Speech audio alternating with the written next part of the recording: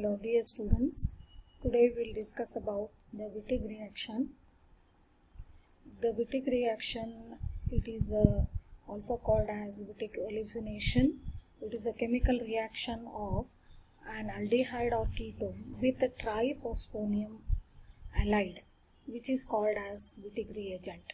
So Wittig reactions are most commonly used to convert aldehydes and ketones to unsaturated alkenes.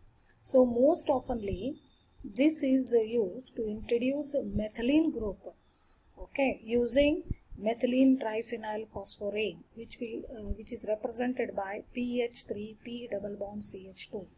So using this reagent, it is possible even a sterically hindered ketone such as camphor can be converted into its methylene derivative. So this is a general reaction wherein you can see this is a an ketone with R1 and R2 are alkyl groups, and when it is treated with this triphenyl phosphorane, and what we get unsaturated alkene with 4 alkyl groups R1, R2, R3 and R4 with the side product as phosphine oxide PH3P double bond O.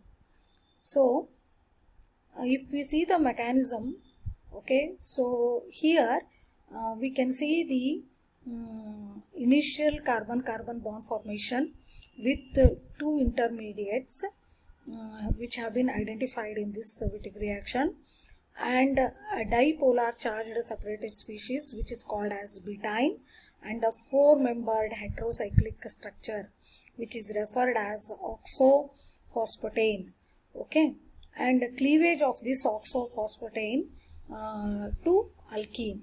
So and phosphine oxide as the product which is an exothermic reaction, and it is irreversible.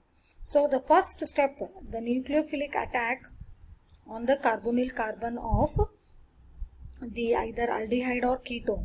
So this is the nucleophilic carbon which is present in triphenyl phosphorane, which is with a lone pair of electron.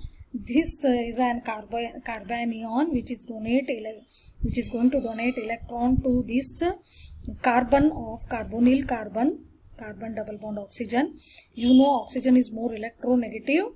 So as a result, when this carbon gives the electron, there is a polarity. Oxygen gets a small negative charge, carbon gets a positive charge, and these electrons will be donated to the electron from this carbon which is with excess electron, they are donated to this carbon, and as a result we are going to see the formation of this intermediate which is called as butene. So with this we can see there are 3 sets of lone pair of electron, and as a result when carbon donates its electron, this phosphorus gets a positive charge due to the polarity. Once again, this is an intermediate which is formed, which we call it as a butene. Further, this butene is going to form a 4-membered heterocyclic ring, and which we call it as a oxophosphatane. So the formation of bond, so as phosphorus has got positive charge, this oxygen will donate its electron to this phosphorus and forms 4-membered heterocyclic ring which we call it as oxophosphatane.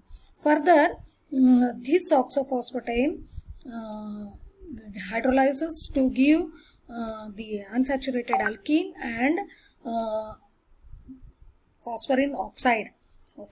And see this alkene is formed by the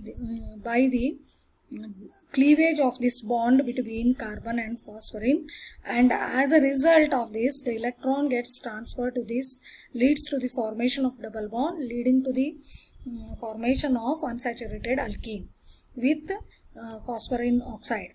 So like this we can discuss about the mechanism. With this, I think we conclude for this session. Thank you.